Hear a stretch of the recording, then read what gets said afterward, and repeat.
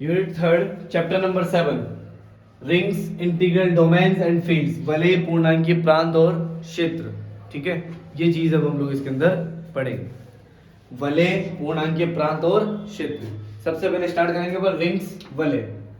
वलय की डेफिनेशन अब हम लोग पढ़ते हैं, वलय। ठीक है, तो वलय की डेफिनेशन माना आर कोई अरिक्त समुच्चय, मतलब वलय को मैं आर से डिनोट करूंगा, कैपिटल आर से, इसको बोलेंगे रिंग। ठीक है, माना आर कोई अरिक्त समुच्चय है, अरिक्त समुच्चय है जिसमें दो द्विचर संक्रियाएं, दो द्विचर संक्रियाएं योग तथा गुणन उपस्थित है, तथा गुणन उपस्थित है। ठीक है, योग को आप लोग प्लस से डिनोट कर देना और गुणन को डॉट से। योग तथा गुणन उपस्थित है तब समुच्चय आर रिंग कहलाता है, यानी रिंग यानी वलय कहलाता है, रिंग कहलाता है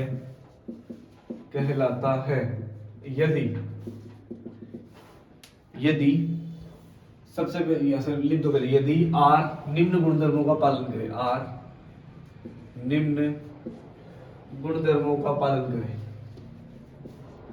गुणधर्मों का पालन करें। सबसे पहले लिखेंगे अपन R1 है यहां पर योग के लिए साहचर्यता, योग के लिए साहचर्यता, मतलब सबसे पहले ये योग के लिए क्या होना चाहिए, साहचर्य होना चाहिए। तो साहचर्यता योग के लिए कैसे लिखेंगे, a plus B plus C is equal to, आप लोग लिख सकते हो इसको कितना, a प्लस बी और plus C for every a comma B comma C belongs to r, जिसमें a b c तीनों किस में बिलोंग करे, r में बिलोंग करे। तो योग के लिए सबसे पहले होना चाहिए साहचर्य होना चाहिए। ठीक है, बात करते हैं नेक्स्ट R2 की, तत्समक अवयव का अस्तित्व, तत्समक अवयव का अस्तित्व। बेटा योग के लिए तत्समक अवयव कितना होता है पता है किसी को, योग के लिए तत्समक अवयव सम के लिए 0। ठीक है, तो क्या लिख सकता हूं मैं, a plus 0 is equal to a, आप लोग इसको लिख सकते हो 0 plus ab for every small a belongs to r। तो मतलब तत्समक अवयव का अस्तित्व होना चाहिए योग के लिए। उसके बाद में बात करते हैं R3 की, R3 यहां पर है प्रतिलोम का अस्तित्व, प्रतिलोम का अस्तित्व, प्रतिलोम का अस्तित्व ये भी होना चाहिए। तो प्रतिलोम का अस्तित्व के लिए मैं क्या लिखूंगा, a, मैं पहले लिख देता हूं, माना b किसी अवयव a का प्रतिलोम है, इनवर्स है, प्रतिलोम है।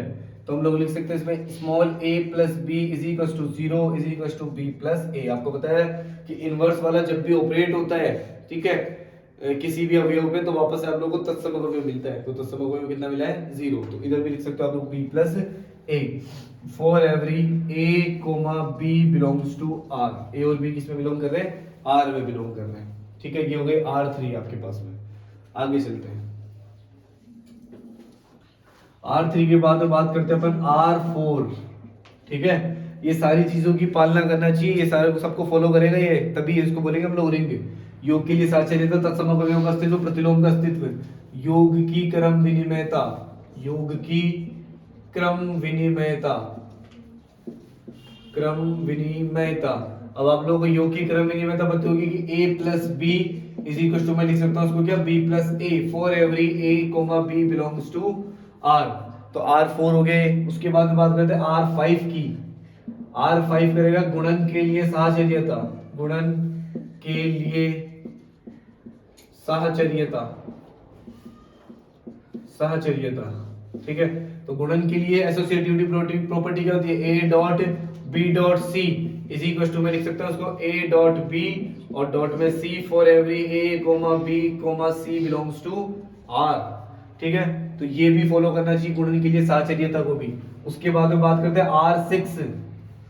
R6 होगा गुणन की योग पर बंटनशीलता, योग पर बंटनशीलता, distributivity of sum on dot. ठीक है, तो गुणन की योग पर बंटनशीलता हम लोग लिखते हैं, तो ए डॉट लिखेंगे सबसे पहले बी प्लस सी, तो बराबर में क्या आ जाएगा, A dot B plus A dot C. ठीक है, फॉर एवरी, या फिर आप लोग लिख दो पहले, इसको बोलते हैं अपन दक्षिण बंटनशीलता है हिंदी में, दक्षिण बंटनशीलता है, दक्षिण बंटनशीलता। ठीक है, और इसको लिख सकता हूं मैं b plus C dot A, तब लिख सकता हूं b dot A plus C dot A. इसको अपन क्या बोलते हैं, वाम बंटनशीलता हिंदी के अंदर, वाम बंटनशीलता, बंटनशीलता for every small A comma B comma C belongs to R. तब मैं लिख रहा हूं, तब आर एक वलय कहलाता है, आर एक क्या कहलाता है, वलय कहलाता है, आर एक रिंग कहलाएगा। मतलब अगर आर इन 6 प्रॉपर्टीज की पालना करता हो तब ये आर क्या कहलाएगा, एक रिंग कहलाएगा, यानी वलय कहलाएगा। ठीक है, करो इसको नोट, फिर आगे बढ़ते हैं अपन।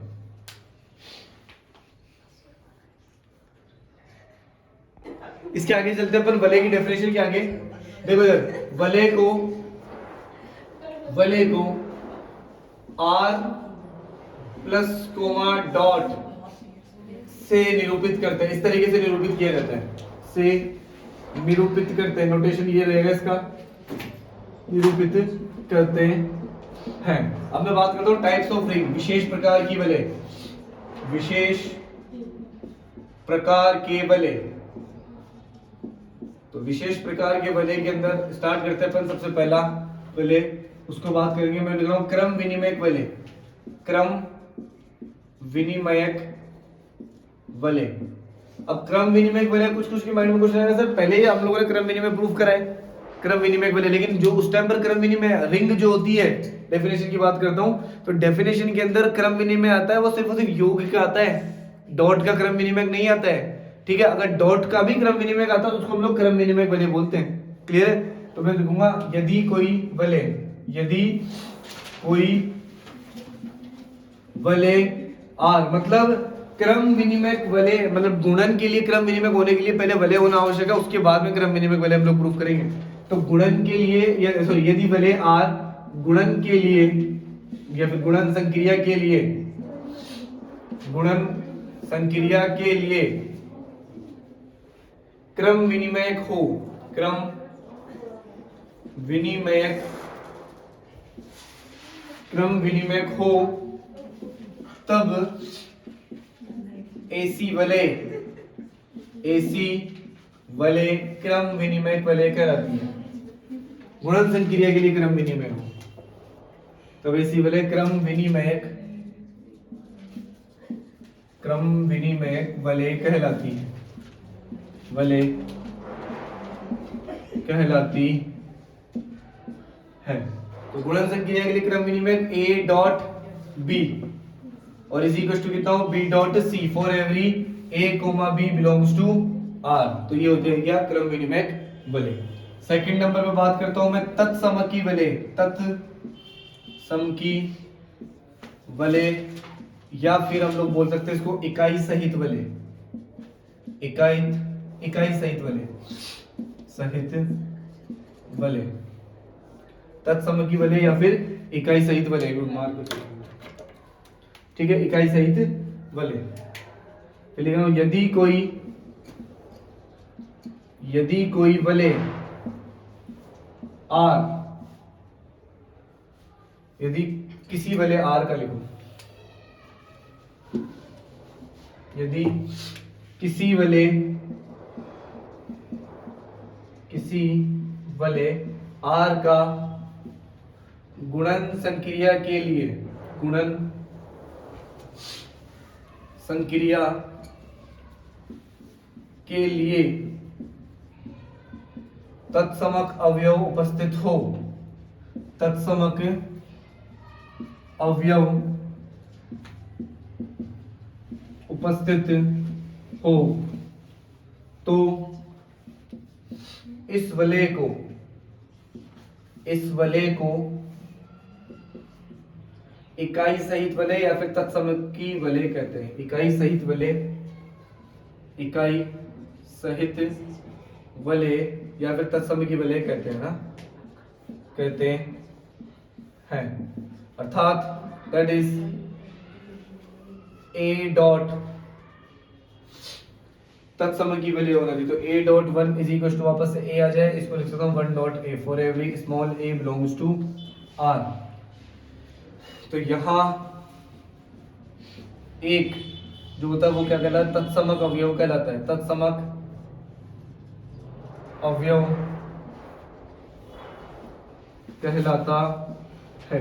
इसके अंदर एक लाइन और आती है कि जो पूर्णांक होता है, आप लोगों को बताओ, इंटीजर होता है एक, और एक यहाँ तत्समक अवयव होता है। ये दोनों समान नहीं होते हैं, कभी ध्यान रखना। वही गुणन संक्रिया के लिए आप लोग बोलते हो ना, इंटीजर्स होते हैं -1 0 1 2 3 4, तो उसका जो वन होता है और ये वाला जो वन होता है, ये दोनों समान नहीं होते हैं, ये वन अलग है। ये है तत्समक अवयव वाला। ठीक है, इसको नोट करें, फिर आगे बढ़ते हैं। ठीक है, नेक्स्ट चलते हैं अपन थर्ड नंबर पे, शून्य भाजक सहित वलय। शून्य भाजक सहित वलय,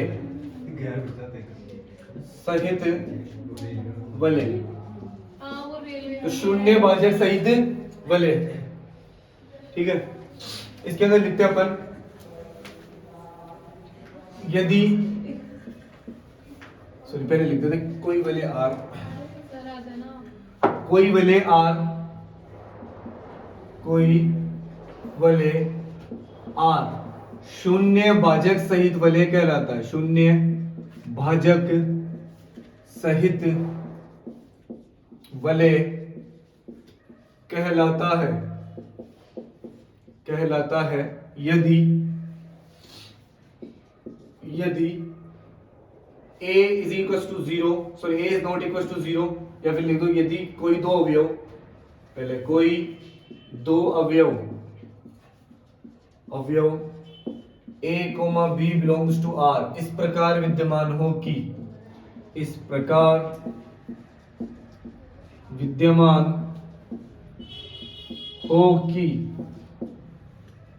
a is not equals to 0, b is not equals to 0 और a dot b is equals to 0, तब इसको बोलेंगे अपन शून्य भाजक सहित वलय। शून्य भाजक सहित वलय इसको बोलेंगे अपन। ठीक है, अब बात करते हैं नेक्स्ट थर्ड नंबर पे, शून्य भाजक रहित वलय। शून्य भाजक रहित वलय, शून्य भाजक रहित वलय, तो मैं लिख रहा हूं कोई वलय आर, कोई वलय आर शून्य भाजक रहित वलय कहलाता है। शून्य भाजक रहित वलय कहलाता है यदि कोई दो अवयव a, b belongs to r इस प्रकार विद्यमान हो कि, इस प्रकार विद्यमान हो कि a is equals to 0, b is equals to 0 के लिए a dot b is equals to कितना हो, 0। ठीक है, मतलब अगर कोई भी वलय शून्य भाजक सहित नहीं है तो वो रहित हो गया। क्लियर है? इस तरीके से a is equals to 0, b is equals to 0 के लिए a dot b is equals to कितना हो, 0, तो इसको बोले शून्य भाजक रहित वलय। ये आपके वलय के प्रकार कंप्लीट है। अब बात करता हूं नेक्स्ट डेफिनेशन में, पूर्णांकीय प्रांत। पूर्णांकीय प्रांत, ठीक है, इंटीग्रल डोमेन। पूर्णांकीय प्रांत इंटीग्रल डोमेन मैं लिख रहा हूं, यदि कोई वलय आर, कोई वलय आर तत्समकी वलय हो, तत्समकी,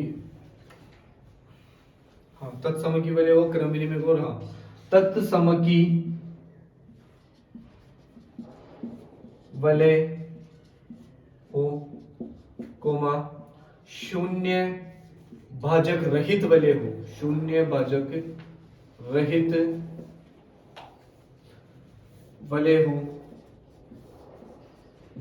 तथा क्रम विनिमयक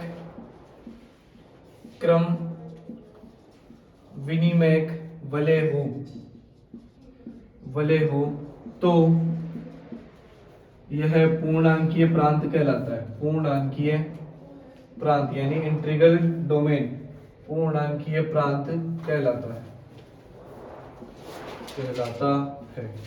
इसको नोट करें, फिर आगे बढ़ते हैं अपन डेफिनेशन की बात में। नेक्स्ट स्टार्ट करते हैं बेटा हम लोग।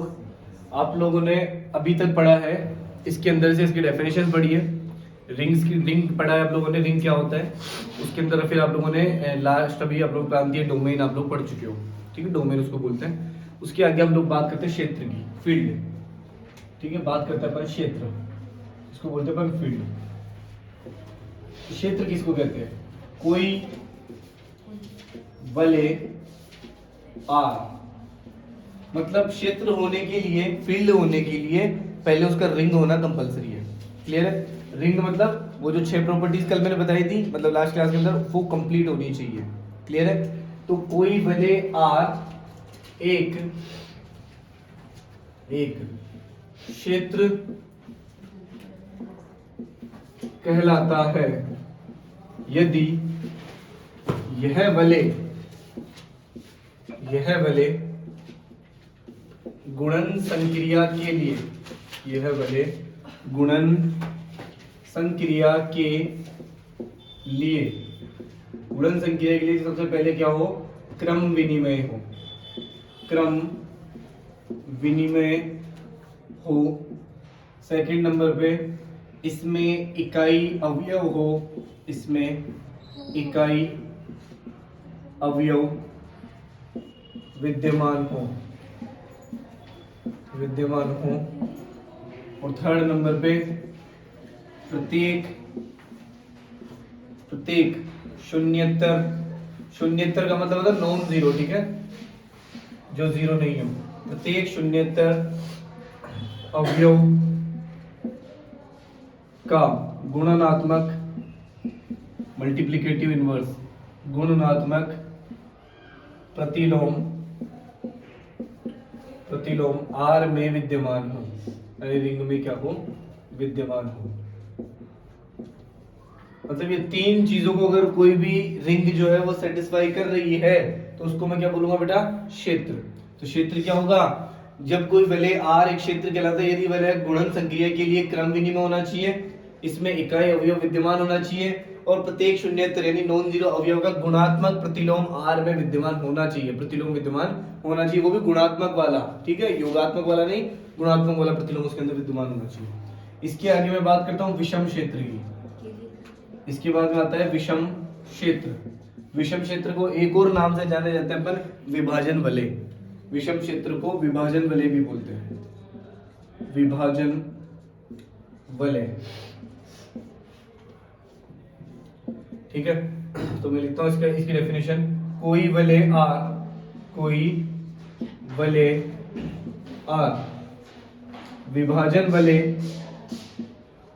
विभाजन वलय या फिर विषम क्षेत्र कहलाती है यदि यह वलय पहले नंबर पे इकाई सहित वलय हो, इकाई सहित वलय हो, और दूसरे नंबर पे ये वाली डेफिनेशन, प्रत्येक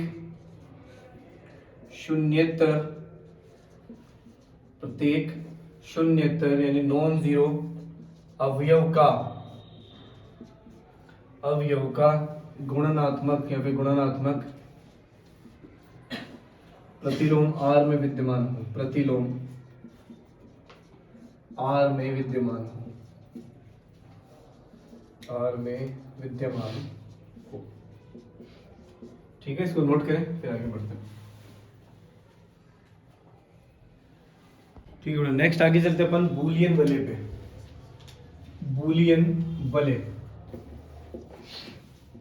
बूलियन वले, तो कोई वले आर, कोई वले आर एक बूलियन वले कहलाती है, बूलियन वले कहलाती है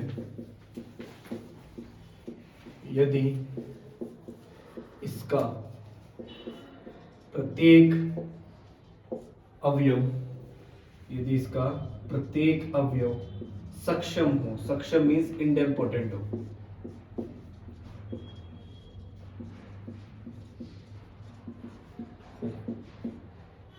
अर्थात दैट इज ए स्क्वायर बराबर A for every small A belongs to R, मतलब एक जो एलिमेंट है वो उसके स्क्वायर के बराबर हो। ठीक है, तब उसको बोलेंगे अपन बूलियन वले। जो एलिमेंट है ए वो उसके स्क्वायर के बराबर हो जाएगा, उसको बोलेंगे अपन क्या, बूलियन वले for every A belongs to R. A किस में बिलोंग कर रहा है, आर में, मतलब वले के अंदर, रिंग में बिलोंग कर रहा है। उसके बाद में बात करते हैं अपन पी वले। पी वले किसको बोलते हैं, कोई वले आर, कोई वले आर पी वले कहलाती है यदि, कहलाती है यदि a raise to power p is equal to हो a, वेयर p a is equal to 0 for every small a belongs to r। ठीक है, a raise to power p is equal to कितना हो, a हो, इसको बोलेंगे अपन क्या, p वले। अगर a raise to power p is मतलब कोई सी भी एलिमेंट की पावर p और वापस से वही एलिमेंट आ जाए तो उसको बोलेंगे अपन क्या, p वले। क्लियर, आगे चलते हैं इसके आगे। वलियों के प्रकार, टाइप्स ऑफ रिंग्स, वलियों के प्रकार। वलियों के प्रकार के अंदर पहला है शायद मेरे व्युत्क्रमणीय वलय होगी, वलय का व्युत्क्रमणीय अवयव। सबसे पहले वलय का व्युत्क्रमणीय अवयव, व्युत्क्रमणीय अवयव, the inverse element of the ring. वलय का व्युत्क्रमणीय अवयव लिखते हैं इसके अंदर, कोई वलय, कोई वलय आर जो कि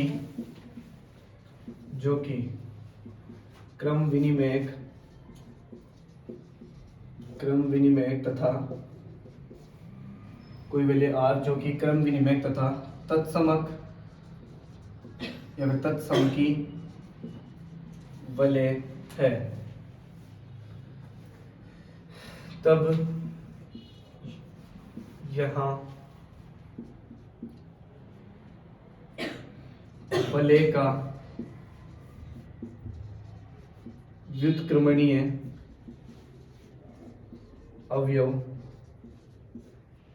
उपस्थित होगा यदि for every a, b belongs to r के लिए, for every a, b belongs to r के लिए a, b is equal to 1 हो, a, b is equal to कितना हो, 1 हो, जहां 1 या एक गुणन के लिए तत्समक अवयव है, तत्समक अवयव है। 1 is the identity element of the multiplication, तत्समक अवयव है। इसको नोट करें फिर आगे बढ़ते हैं। आगे चलते बेटा अपन सेकंड नंबर पे, वलियों के लिए या फिर वलियों में निरसन नियम, वलियों में निरसन नियम, कैंसिलेशन लॉ इन रिंग्स। वलियों में निरसन नियम देखना, कोई वलय या फिर किसी वलय r comma plus comma dot में योग संक्रिया के लिए, योग संक्रिया के लिए निरसन नियम सदैव लागू होते हैं, के लिए निरसन नियम सदैव लागू होते हैं, सदैव लागू होते हैं, क्योंकि R कोमा प्लस एक आबेलियन ग्रुप है, एक आबेली ग्रुप है, और आबेली ग्रुप जो होता है उसके अंदर निरसन नियम लागू होते हैं, आबेली ग्रुप है। इसी प्रकार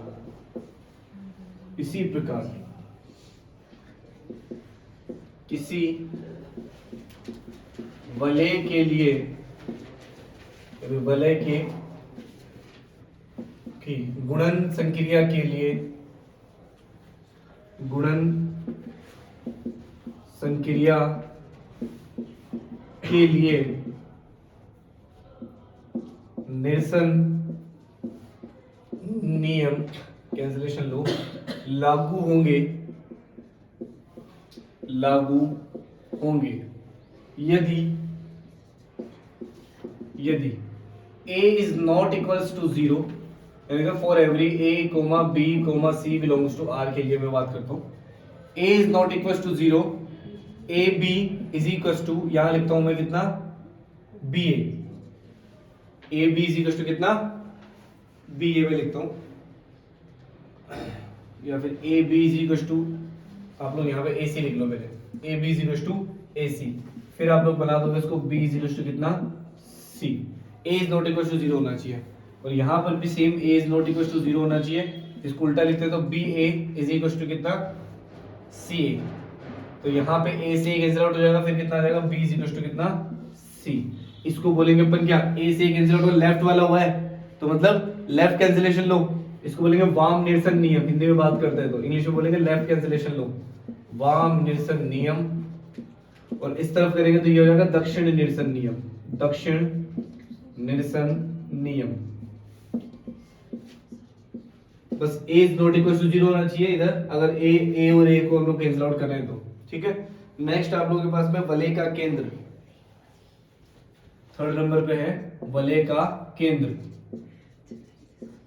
वलय का केंद्र, किसी वलय R के सभी अवयवों, सभी स्वयं युग्मी अवयवों, R के सभी स्वयं युग्मी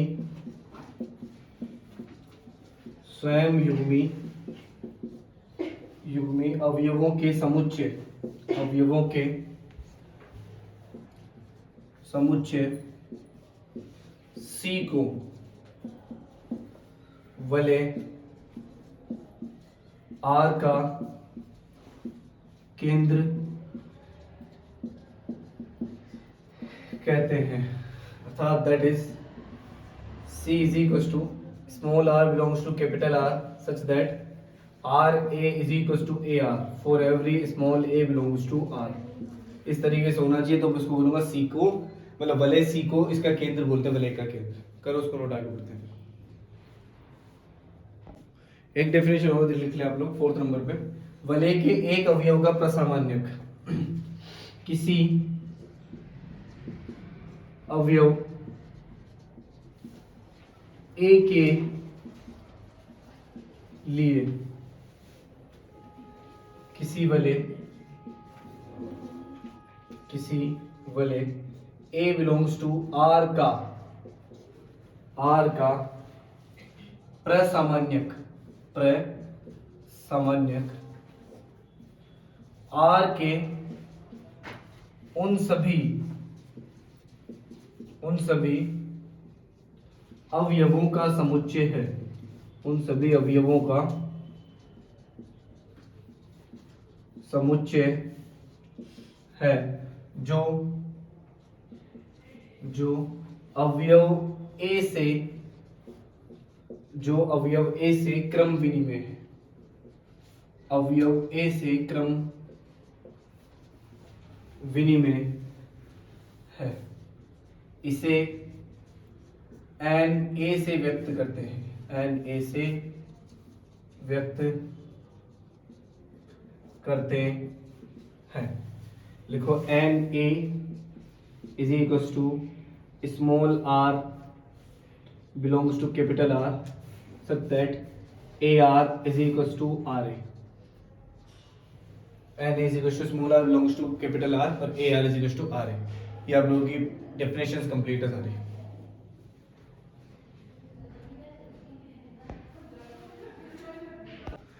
बेटा थ्योरम है, सबसे पहला इसको हम लोग बोलते हैं वलय के प्रारंभिक गुणधर्म। ये गुणधर्म भी है और एक थ्योरम भी आप लोगों की थ्योरम नंबर फर्स्ट है। यदि r प्लस डॉट ये एक वलय है जिसमें a b c belongs to r है तो सिद्ध करना आप लोगों को ये सारी थ्योरम सिद्ध करनी है। ठीक है, सबसे पहले स्टार्ट अपन पहले वाले से करते हैं प्रूफ। तो प्रूफ बनाते हैं सबसे फर्स्ट नंबर का।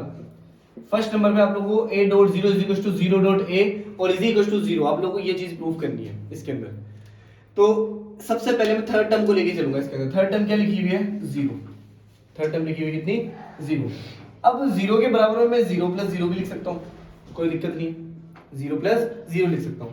अब यहाँ पे a डॉट 0 दिख रहा है मुझे, तो मतलब दोनों तरफ a डॉट की संक्रिया करवा देता हूँ मैं। तो दोनों तरफ a डॉट की संक्रिया करवाए तो ये हो गया a डॉट 0 और यहाँ करें तो a डॉट 0 प्लस 0। अरे बस अब ये a डॉट 0 तो ऐसे चीज है और यहाँ पर बंटनता लगा देता हूँ, डिस्ट्रीब्यूटिव लो। तो a डॉट 0 क्या करेगा? a डॉट 0 प्लस कितना? a dot 0। अरे बस अब इसके अंदर एक काम और कर रहा हूं मैं, माइनस a डॉट 0 की दोनों तरफ संक्रिया करवा रहा हूं। लिख देता हूं पर माइनस a डॉट 0 की संक्रिया दोनों पक्षों में करवाने पर, की संक्रिया बोथ साइड करवाने पर, दोनों पक्षों में करवाने पर। ठीक है, तो यहां पे लिखता हूं माइनस a डॉट 0 और प्लस ये लिखा हुआ है a dot 0 is equal to, यहां पे लिखा कितना? माइनस a डॉट 0 और फिर लिखा हुआ प्लस अंदर a dot 0 plus a dot 0। अरे बात समझ में क्लियर है? आगे चलते हैं। अब आपको पता है ये एक रिंग है, तो रिंग साचर्यता का पालन करती है, योग संक्रिया के लिए साचर्यता का पालन करती है। तो यहाँ पर योग संक्रिया ही तो है, तो ये साचर्य भी होगी। तो ये माइनस का a डॉट 0 प्लस का a डॉट 0, ठीक है, माइनस का a डॉट 0 और प्लस का a डॉट 0 एक तरीके से योग, ये एलिमेंट है, इसका क्या है? इनवर्स है। ठीक है, और इनवर्स बनके क्या बनता है? तत्समक एलिमेंट कितना बनेगा? 0। क्लियर है? तो वो e बन गया एक तरीके से तत्समक एलिमेंट और गुणा और योग के लिए तत्समक एलिमेंट कितना होता है? 0। तो यहाँ लिखेंगे कितना? 0। तो 0 इज इक्वल टू, इसके अंदर साचर्यता लगाता हूं मैं, तो साचर्यता लगाऊंगा माइनस का a डॉट 0 फिर प्लस माइनस का a dot 0 plus a dot 0। Clear है? यहां पर ये वाली साचर्यता लगा दी और प्लस के अंदर a डॉट 0 को अलग कर दिया। अब यहां पर भी सेम वही कंडीशन है, minus a dot 0 plus a dot 0, तो कितना हो जाएगा? 0। तो ये 0 इज इक्वल टू कितना आ जाएगा? a डॉट 0 और प्लस में कितना आ जाएगा? a डॉट 0 और 0 प्लस a डॉट 0 वापस a डॉट 0 आ जाएगा। तो 0 के इज इक्वल टू में कितना आ गया? a dot 0। आ रही बात समझ में? मतलब 0 के इक्वल में a डॉट 0, ये चीज तो मैंने प्रूफ कर दी। क्या हुआ? ये वाला तो बेटा मैं इसको लिख ही नहीं रहा ना, a डॉट 0 की फॉर्म में ही है ना वहां पे। फॉर्म में a डॉट 0 की फॉर्म में ही तो है, वो होता तो 0 ही है, वो गया ना 0 ही है, a डॉट 0 की फॉर्म में 0 के इक्वल हो गया नहीं। बस आपको लेकिन प्रूफ तो यहीं तक ही करना है ना, इसको भी 0 थोड़ी लिखेंगे अपन फिर। a डॉट 0 इक्वल टू 0, इसको इसके इक्वल प्रूफ कर दिया। अब सेम इसी तरीके से इसको कर सकते हैं, तो इसी आप लोग लिख देना सिमिलरली वी कैन प्रूव। इसी प्रकार हम सिद्ध कर सकते हैं कि 0 डॉट a वो भी किसके इक्वल होगा? 0 के इक्वल होगा। तो ये फर्स्ट वाला प्रूफ हुआ। अब बात करते हैं अपन सेकंड वाले प्रूफ की। सेकंड वाला प्रूफ है a dot minus B is equal to minus का a डॉट b। ये चीज आप लोगों को गिवन है। तो इसके अंदर हम लोग स्टार्ट करते हैं। सबसे पहले जो प्रूफ किया मैंने फर्स्ट वाला, तो उसको करते हैं कि प्रूफ 1 से या फिर स्टेटमेंट फर्स्ट से, जो स्टेटमेंट लिख दो, स्टेटमेंट फर्स्ट से। स्टेटमेंट फर्स्ट है अपने पास में, स्टेटमेंट फर्स्ट है a dot 0 is equal to 0, a dot 0 is equal to 0, ये चीज लेके चल रहे हैं अपन यहां पर। a dot 0 is equal to कितना? 0 for every small a belongs to r। a जो है किस में बिलोंग कर रहा है? r में बिलोंग कर रहा है। यहां पर भी आप लोग लिखते चलना for every small a belongs to r। ठीक है, इस तरीके से लिखते हुए चल लेना। यहां पर भी लिखते हैं for every small a belongs to r। a dot 0 is equal to 0, ये चीज अपन लेके चलते हैं यहां पे। क्लियर है? फर्स्ट वाला प्रूफ। उसके बाद में हम लोग कर रहे हैं यहां पर a डॉट, इस 0 की जगह लिख रहा हूं मैं माइनस b और प्लस और b। इज इक्वल टू कितना है 0। समझो बात को, मतलब इसकी जगह क्या लिख दिया a डॉट माइनस बी और प्लस बी और इज इक्वल टू कितना आ गया 0। अब इसके अंदर लगाते हैं अपन क्या डिस्ट्रीब्यूटिव लो, प्लस बी को पहले करवाएगा माइनस बी को बाद में करवा देंगे, बात तो वही की ना। इसके अंदर डिस्ट्रीब्यूटिव लो लगाते हैं, तो डिस्ट्रीब्यूटिव लो लगाएंगे a डॉट बी और फिर लगाते हैं इसके साथ में तो plus a dot minus B और इज इक्वल टू कितना लिखा हुआ है 0। भाई ये 0 की जगह लिखा था मैंने b प्लस और माइनस बी, बात वही है 0 ही आएगा वापस, इसीलिए मैंने इसकी जगह लिख दिया। फिर इसके अंदर डिस्ट्रीब्यूटिव लो लगाया a dot b plus a dot minus B is equal to कितना 0। अब क्या कर रहा हूं इसके अंदर मैं दोनों पक्षों में माइनस a डॉट b से b की संक्रिया करवाने पर संक्रिया, ठीक है, दोनों पक्षों में माइनस a डॉट b की संक्रिया करवाते हैं। यहां लगाया माइनस का कितना a डॉट b, फिर लगाया प्लस, अंदर लिखा हुआ a dot b plus a dot minus b और इज इक्वल टू कितना है 0। आगे चलते हैं, तो माइनस का a डॉट b, इसको अंदर साचर्यता लगा देता हूं एक बार में, तो माइनस का किया a डॉट b और फिर प्लस कितना हो जाएगा, अच्छा दोनों पक्षों में नहीं करवाएगा, दोनों तरफ इस तरफ भी करवाना, माइनस का a डॉट b और यहाँ प्लस 0, ठीक है, यहाँ पर भी होगा। तो माइनस का a dot b plus a dot b, ये यहाँ पर साचर्यता लगा दी और plus a dot minus b को अलग कर दिया और इज इक्वल टू क्या चल रहा है मेरे पास में माइनस का a डॉट b और प्लस 0। अब ये माइनस का a डॉट b प्लस का a डॉट b तो हो गया 0, तो कितना हो गया 0 plus a dot minus b is equal to कितना आ गया, माइनस का a डॉट b प्लस 0 वापस से माइनस का a डॉट b आ जाएगा और यहाँ पर 0 से संक्रिया करके वापस ये आ जाएगा a dot minus b is equal to कितना आ गया माइनस का a डॉट b। देखो ये प्रूफ करना है क्या, एक तो a dot minus b is equal to कितना माइनस का a डॉट b, तो एक तो ये प्रूफ हो गया। और फिर सिमिलरली इसी प्रकार हम सिद्ध कर सकते हैं कि सिमिलरली हम लोग प्रूफ कर सकते हैं इसको भी, तो आप लोग लिखते हो डायरेक्टली माइनस का a dot b is equal to बेटा कितना माइनस का a डॉट और b, ये हम लोग प्रूफ कर सकते हैं, ठीक है, इसको नोट कर लें फिर आगे चलते हैं।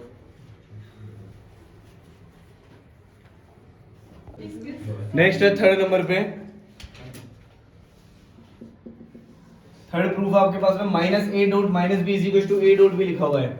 मैं यहाँ पर इसकी LHS साइड लेके चलता हूँ, LHS साइड लिखी हुई है minus a dot minus b is equal to, यहाँ से माइनस को बाहर छोड़ रहा हूँ, अंदर लिख रहा हूँ a डॉट और माइनस b इस तरीके से, ठीक है, मतलब माइनस को मैंने बाहर छोड़ दिया और a डॉट यहाँ लिख दिया कितना minus b, minus a dot minus b अभी मैंने प्रूफ किया था, a डॉट माइनस b क्या प्रूफ किया था माइनस का a डॉट b, अभी सेकंड वाले में प्रूफ किया है, तो यहाँ लिख देते हैं अंदर कितना माइनस का a डॉट b और माइनस माइनस कितना हो गया प्लस, तो प्लस का कितना हो गया a डॉट b, तो आप लोगों ने प्रूफ किया minus a dot minus b is equal two plus का a डॉट b, ये आप लोगों को प्रूफ करना था। थर्ड नंबर वाला प्रूफ है, कौन सा वाला, यहाँ से ये माइनस को मैंने बाहर छोड़ा है, फिर इसको लिखा है a डॉट यहाँ पर कितना minus b as it is, a dot minus b अभी मैंने प्रूफ किया था क्या माइनस का a डॉट b, तो ये माइनस का a dot b minus minus हो गया plus a dot b plus का आ गया। फोर्थ नंबर पे चलते हैं, यहाँ लिखा हुआ a dot b minus c, फिर से अलग से साइड उठाइए, ठीक है मैंने, अब a dot b minus c लिखा हुआ है, अब इसके अंदर लगाता हूँ डिस्ट्रीब्यूटिव लो, तो डिस्ट्रीब्यूटिव लो लगाऊंगा तो a डॉट b हो गया माइनस ये कितना हो गया a dot plus a dot minus c, ठीक है इस तरीके से, और a डॉट b और a डॉट माइनस c हम लोगों ने क्या प्रूफ किया है a dot minus c equal to minus का a डॉट c, तो यहाँ लिख देंगे कितना माइनस का a डॉट c, बस यही प्रूफ करना है a dot b minus a dot c, ये हो गया प्रूफ, ठीक है, a डॉट b छोटे छोटे से प्रूफ है बेटा, आप लोगों का जो मेन मोटिव है बस वो है कि प्रॉपर्टीज याद रखनी है। फिफ्थ नंबर पे बात करते हैं b minus c dot a is equal to, इसको देख रहे हैं b dot a plus minus c dot a, minus c dot a और माइनस c डॉट a मैंने प्रूफ कर दिया है, तो b डॉट a माइनस कितना c डॉट a, ये हो गया प्रूफ, ठीक है, ये थ्योरम के सारे प्रूफ कंप्लीट आप लोगों के। नेक्स्ट चलते हैं आगे, प्रॉपर्टीज एक तरीके से इनको याद भी रखना आपको।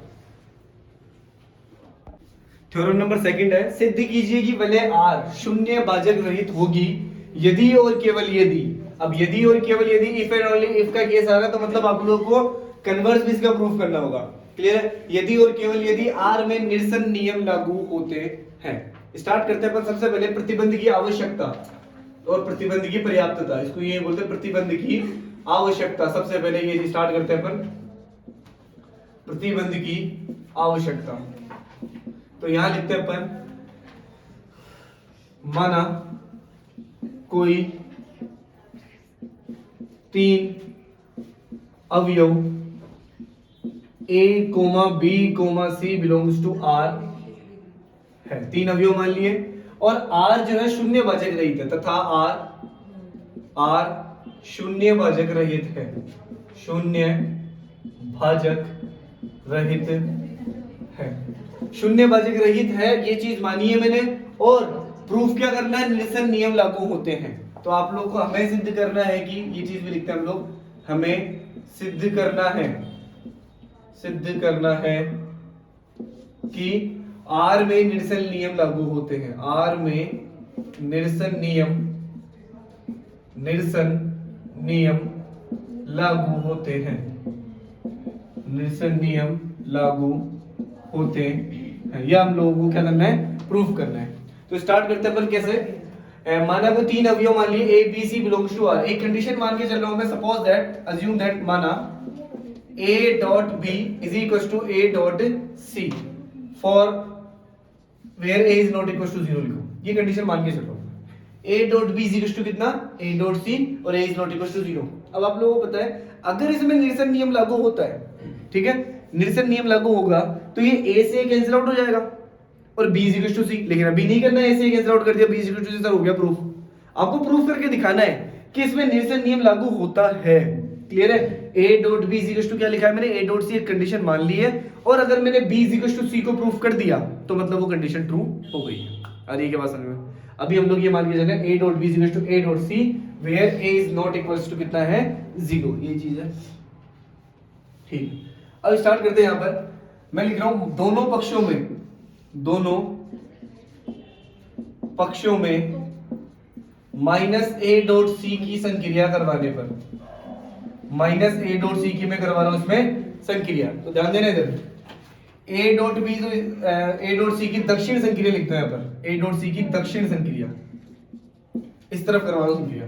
A dot B plus minus A dot B, या फिर डायरेक्ट लिख दो minus A dot B, minus A dot C, sorry, फिर इज इक्वल टू ये लिखा हुआ A डॉट C, और फिर लिख दिया मैंने minus A dot C।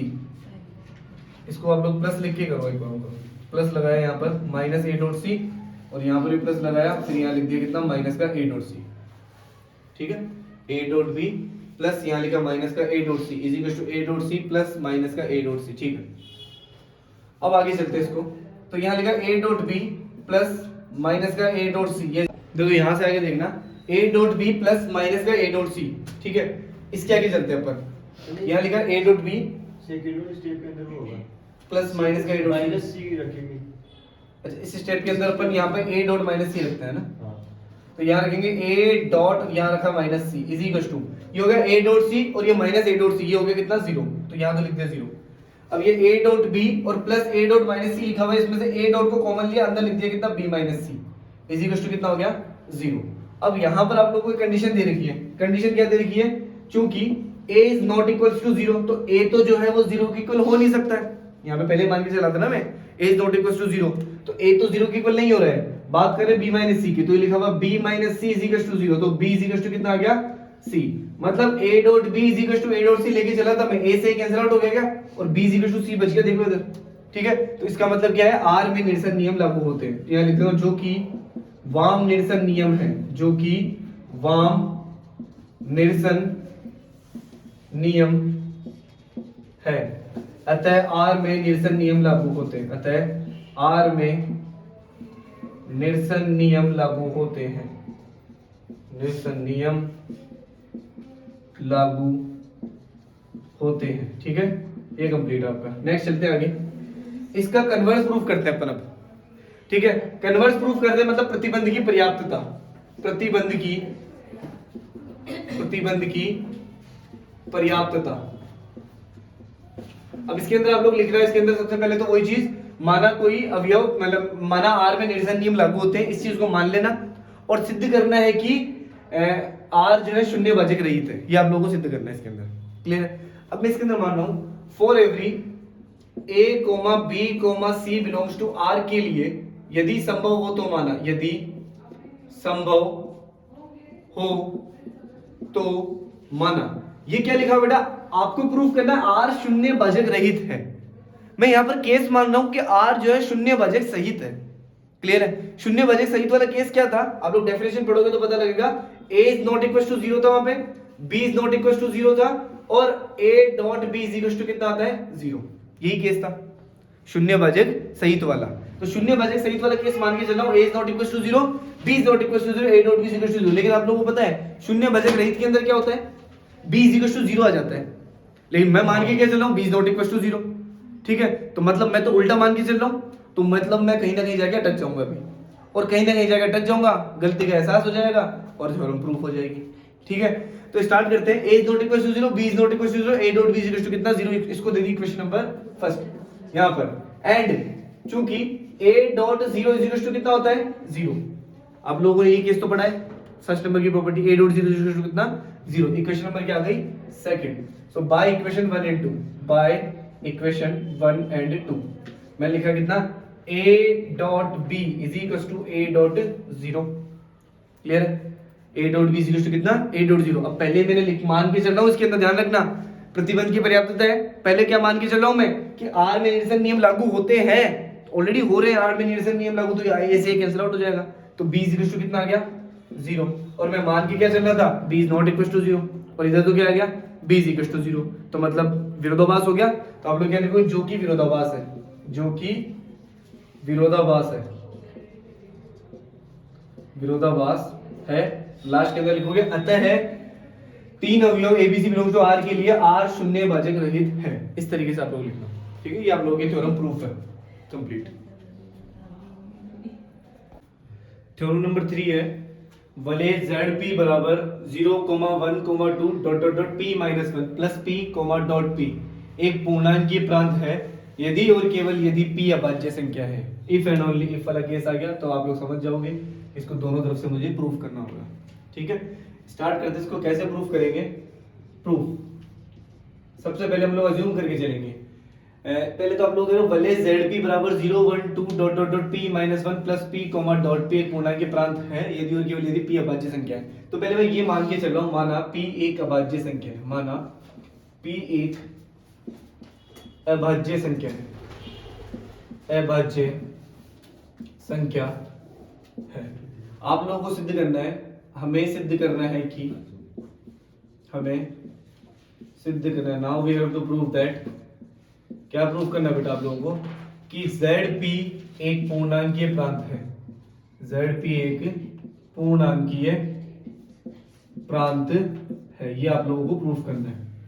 ZP एक पूर्णांकीय प्रांत है, ये चीज हम लोगों को प्रूफ करनी है। स्टार्ट करते हैं। मैं लिखता हूं, चूंकि माना गया है कि P एक अभाज्य संख्या है, अभाज्य संख्या है। बेटा पूर्णांकीय प्रांत के लिए पहले आप लोगों को इसकी डेफिनेशन पता होना चाहिए। पूर्णांकीय प्रांत क्या होता है? जो क्रम विनिमय हो, जो क्या हो? क्रम विनिमय हो।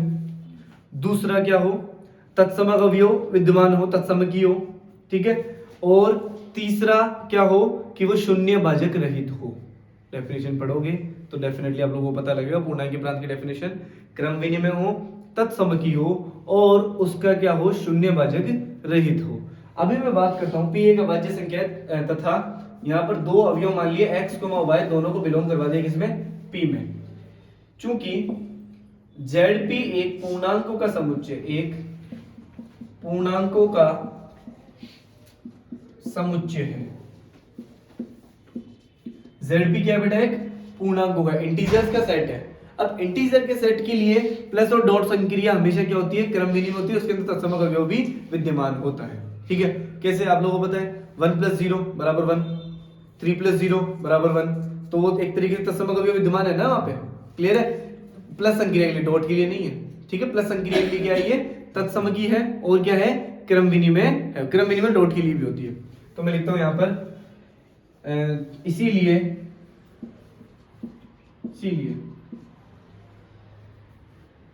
ZP जो है प्लस संक्रिया के लिए, प्लस संक्रिया के लिए क्रम विनिमय तथा तत्समकी है। तत्समकी वलय है, लिख देना तत्समकी वलय है, ये चीज है। मतलब ZP जो प्लस संक्रिया के लिए क्या है, क्रम विनिमय तथा तत्समकी वलय है,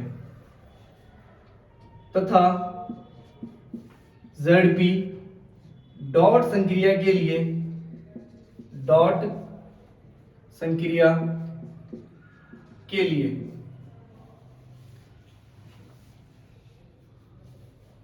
क्रम विनिमय या फिर आप लोग डायरेक्ट लिख दो प्लस द्वारा डॉट संक्रिया के लिए, ये पूर्णांक का समुच्चय है ना, डायरेक्ट मान लो प्लस द्वारा डॉट संक्रिया के लिए क्या है, ये क्रम विनिमय तथा तत्समकी वलय है, बस यही देख लिख दो, ज्यादा कुछ मत लिखो। इस तरीके से इसको इस तरीके से डिनोट करते हैं अपन। अब आगे देखना, अब मुझे क्या सिद्ध करना है कि ZP जो है एक पूर्णांकीय प्रांत है।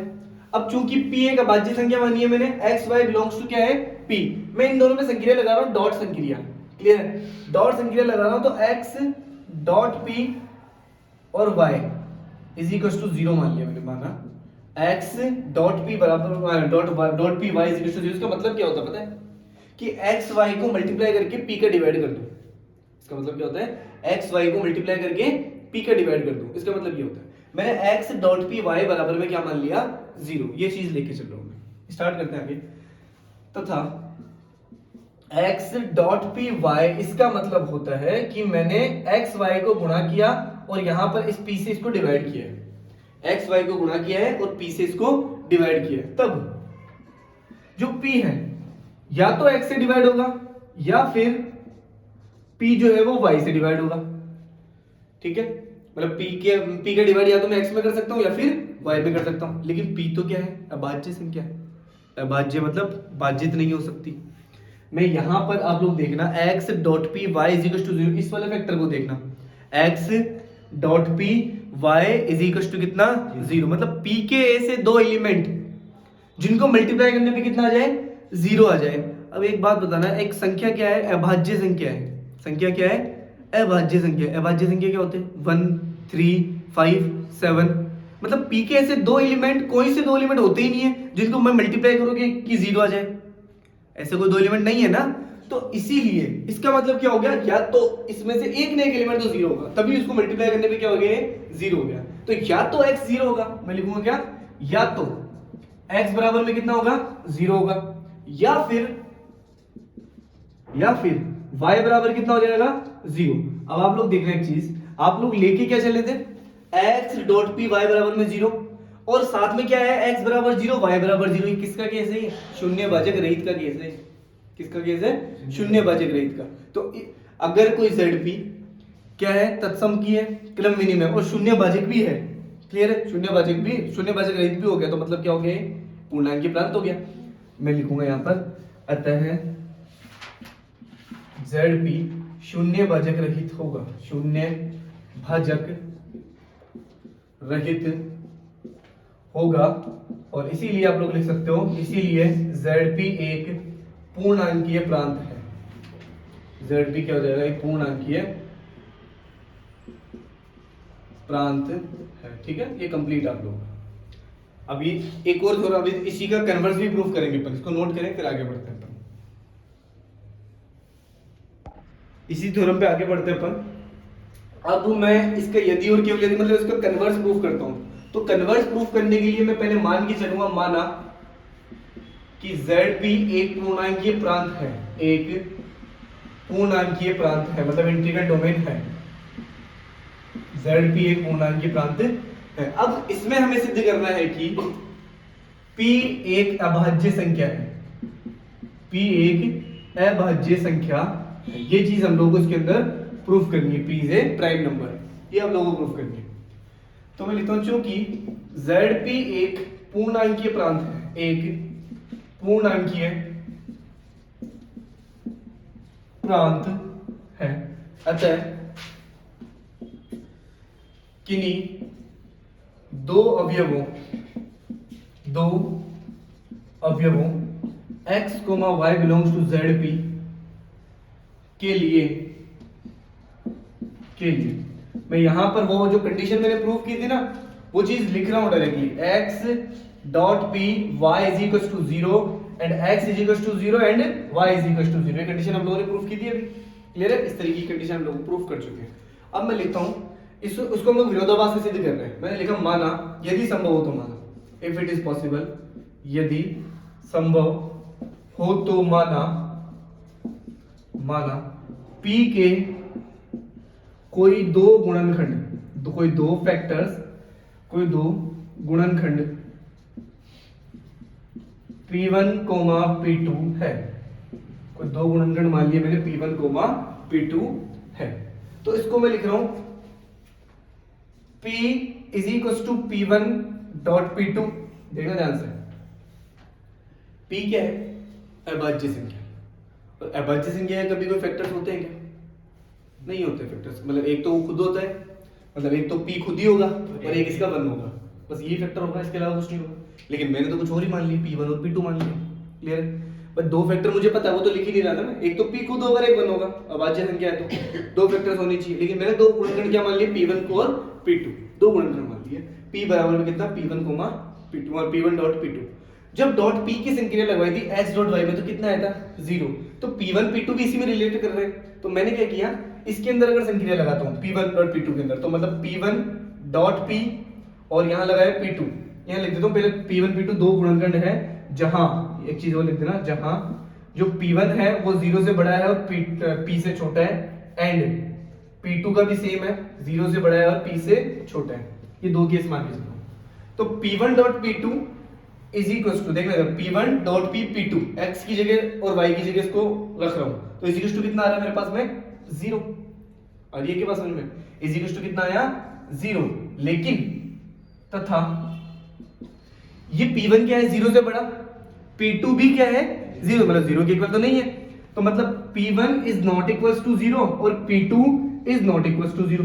ये केस कौन सा आ रहा है? शून्य भाजक सहित वाला केस आ गया, शून्य भाजक सहित वाला। जबकि मैंने क्या बोला था? ZP पूर्णांक प्रांत, इंटीग्रल डोमेन क्या था? शून्य भाजक रहित होता है, और ये केस तो आ गया शून्य भाजक सहित वाला। जब तक डेफिनेशन नहीं पढ़ोगे तब तक समझ में भी नहीं आएगा, ठीक है? डेफिनेशन के ऊपर बेस चल रहा है सारा, तो डेफिनेशन क्या थी? ये शून्य भाजक सहित की डेफिनेशन है, तो ठीक है। लेकिन मैं मान के चलो ये पूर्णांक प्रांत मतलब शून्य भाजक रहित है, तो एक तरीके से मैं अटक गया बीच में, गलती हो गई मेरे से। तो मैं क्या लिखूंगा? जो कि विरोधाभास है, जो कि विरोधाभास है, विरोधाभास है। और फिर लास्ट में लिखोगे अतः P एक अभाज्य संख्या है। P क्या हो जाएगी? एक अभाज्य संख्या है। P is a prime number. करो नोट, ये कंप्लीट आपकी थोड़ा।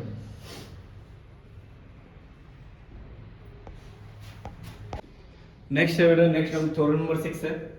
सिद्ध कीजिए कि प्रत्येक क्षेत्र एक पूर्णांकीय प्रांत है, परंतु उसका विलोम सत्य हो यह आवश्यक नहीं है, ठीक है? मतलब प्रत्येक क्षेत्र, एक जो फील्ड होता है वो एक इंटीग्रल डोमेन होता है, but the converse is not necessary कि ए भी एकदम ट्रू हो, इसका कन्वर्स भी, ये कोई जरूरी नहीं है। ये आप लोगों को बताना है इसका मतलब, कन्वर्स बताना तो है लेकिन इस बार वो नहीं होगा प्रूफ, क्लियर है? इसका जो कन्वर्स होगा वो प्रूफ नहीं होगा। देखो इधर आगे, सिद्ध कीजिए कि प्रत्येक क्षेत्र एक पूर्णांकीय प्रांत है। तो उसके लिए मैं प्रूफ इसका स्टार्ट करता हूं। तो प्रूफ स्टार्ट करूंगा मैं, माना कोई दो अवयव A, B belongs to F है, ठीक है? मतलब F तथा F कोई क्षेत्र है, F को मैंने कोई फील्ड मान लिया है, क्षेत्र है, मतलब ऑलरेडी क्षेत्र है। पहले अगर क्षेत्र है तो मुझे प्रूफ क्या करना है? इसको पूर्णांकीय प्रांत। पहले तो आप लोगों को क्षेत्र और पूर्णांकीय प्रांत की डेफिनेशन पता होना चाहिए। ये जैसे मेरे पास में है क्षेत्र और एक है इधर इंटीग्रल डोमेन यानी पूर्णांकीय प्रांत। बात सुनना ध्यान से, क्षेत्र और पूर्णांकीय प्रांत में एक एक चीज का डिफरेंस होता है। वो डिफरेंस क्या होता है? क्षेत्र के अंदर प्रत्येक अवयव का प्रतिलोम विद्यमान होता है, इनवर्स जो होता है वो एग्जिस्ट करता है। क्षेत्र के अंदर प्रत्येक अवयव का प्रतिलोम विद्यमान होता है। बेटा डेफिनेशन लिखवा रखी है, ठीक है? बात करते हैं पूर्णांकीय प्रांत की। तो पूर्णांकीय प्रांत क्या होता है? शून्य भाजक रहित होता है। क्या होता है? शून्य भाजक रहित होता है। और ये क्या बात समझ में? तो क्षेत्र क्या होता है? प्रतिलोम होता है। क्षेत्र के अंदर प्रतिलोम अवयव विद्यमान होता है प्रत्येक अवयव का, और पूर्णांक के प्रांत में क्या होता है, शून्य भाजक रहित अवयव होता है। बाकी दोनों की डेफिनेशन सेम चलती है, मतलब दोनों में पूरी समानताएं हैं, बस एक अंतर है दोनों में कि ये क्षेत्र के अंदर प्रतिलोम अवयव का अस्तित्व होना चाहिए और पूर्णांक के प्रांत में शून्य भाजक रहित होना चाहिए। ये दोनों में डिफरेंस है। तो इन्हीं दोनों चीजों को लेकर मैं तुरंत प्रूफ करूंगा। मतलब मैं बात करूंगा सबसे पहले F कोई क्षेत्र है, ये तो है, तो इधर वाले को देखना ही नहीं है, उधर देखना आपको। मतलब क्षेत्र है, आप लोगों को शून्य भाजक रहित इसको प्रूफ करना है। क्लियर है, क्षेत्र तो ऑलरेडी है और शून्य भाजक रहित इसको बताना है। तो स्टार्ट करेंगे। F कोई क्षेत्र है, ए बी बिलोंग्स टू क्या है, F है। तो मैं स्टार्ट करता हूं A dot B is equal to 0। मैं लिख देता हूं माना A dot B is equal to 0 for every A is not equal to 0। A जो है वो 0 के इक्वल नहीं है। A dot B is equal to 0 मान के चल रहा हूं। आ रही है बात? स्टार्ट करते हैं इसको। दोनों तरफ A इनवर्स की संक्रिया करवा रहा हूं, दोनों पक्षों में A इनवर्स संक्रिया करवा रहा हूं। A inverse A dot B is equal to कितना आ जाएगा, A इनवर्स डॉट 0। क्लियर है? अब ये A inverse A dot B लिख रहा है, इसको मैं लिख रहा हूं कितना, A इनवर्स डॉट A, और यहां लिख रहा है डॉट B, और ये लिख रहा है A इनवर्स डॉट 0। तो A इनवर्स अगर मैंने 0 के साथ लिखा है, डॉट में 0, तो ये आएगा वापस से कितना, 0। क्लियर है? A इनवर्स डॉट 0 कितना आ गया, 0। अब बात करते हैं आगे। A इनवर्स डॉट A कितना हो गया, 1। क्यों? आइडेंटिटी एलिमेंट होता है क्या? और गुणन के लिए आइडेंटिटी एलिमेंट कितना होता है, 1 होता है। तो ये लिख दिया 1 डॉट में कितना, B इज इक्वल टू कितना आ गया, 0। और गुणा किसी आइडेंटिटी एलिमेंट को गुणा किया तो वापस से अवयव मिलता है, तो मतलब B इज इक्वल टू कितना आ गया बेटा, 0। B की वैल्यू कितनी आ गई, 0। अब सिमिलरली इसी प्रकार, सिमिलरली यानी इसी प्रकार, और सिमिलरली हम लोग प्रूफ क्या करेंगे, A dot B is equal to 0 लेके चलेंगे वापस से, वेयर फॉर एवरी, या फिर लिख देना B is not equal to 0। B जो है 0 के इक्वल नहीं है, ये चीज लेके चलूंगा मैं, और वापस से यही चीज प्रूफ करता हुआ आऊंगा, सेम टू सेम ऐसे करते हुए, और ऐसे करके A इज इक्वल टू 0 ले आऊंगा मैं। आ रही है बात समझ? मतलब A dot B is equal to 0 लेके चला था मैं, वहां पर A नॉट इक्वल टू 0 था, यहाँ पर B नॉट इक्वल टू 0 था। क्लियर है? तो A dot B is equal to 0 लेके चल रहा था, B इज इक्वल टू 0 आ गया, A इज इक्वल टू 0 आ गया। कौन सी परिभाषा है ये, शून्य भाजक रहित की डेफिनेशन है। आ रही है बात समझ में? तो मतलब क्या होगा, इसका मतलब हो गया कि अतः F शून्य भाजक रहित होगा, शून्य भाजक रहित होगा। तो अगर F शून्य भाजक रहित है और F को मैंने क्या मान रखा था, क्षेत्र, तो इसका मतलब क्या हो गया कि सिद्ध प्रत्येक क्षेत्र एक पूर्णांकीय प्रांत है। F को क्षेत्र माना था मैंने, तो मैं क्या लिखूंगा, अतः प्रत्येक क्षेत्र एक पूर्णांकीय प्रांत है, क्षेत्र पूर्णांकीय प्रांत है। Every field is an integral domain. अरे बात समझ में? आगे चलते हैं, इसको यहां से रफ करो।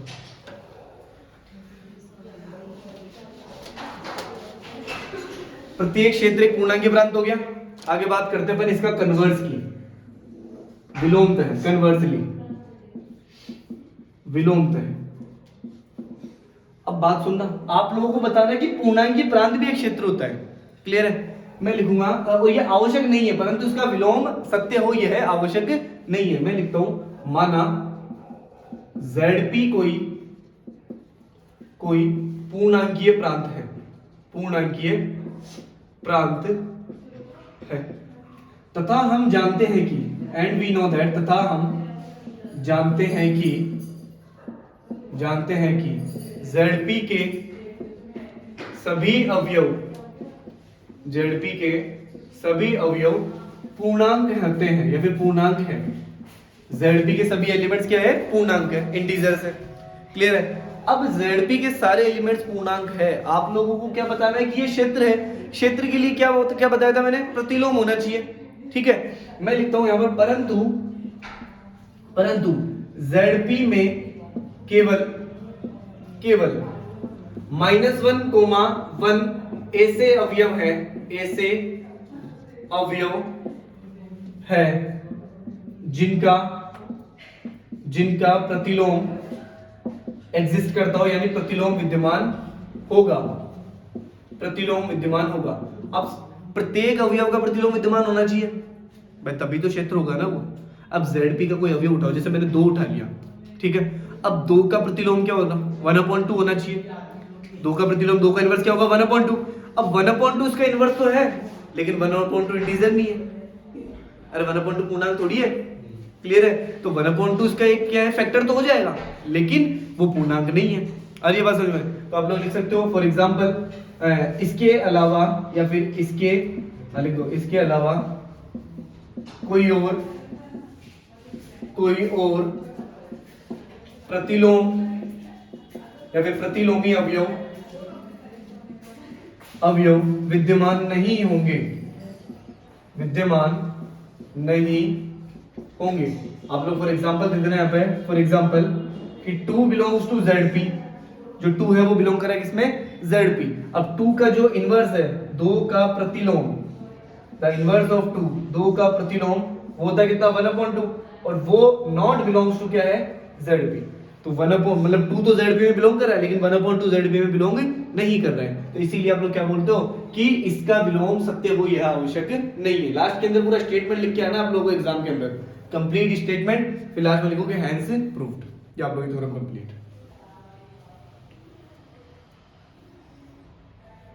एक एग्जांपल है आप लोगों की बुक का, सिद्ध कीजिए कि समुच्चय R बराबर 0 1 2 3 4 योग मॉड्यूलो और गुणन मॉड्यूलो +5.5 के लिए क्रम मिनी में विलय है। पहले तो विलय है, यहां तक हम लोग प्रूफ करेंगे, बाकी बाद में देखते हैं। इधर देखना प्रूफ इसका। सबसे पहले मैं बात करता हूं, एक इन दोनों की सारणी बनाता हूं, योग +5 या फिर योग मॉड्यूलो +5 तथा गुणन मॉड्यूलो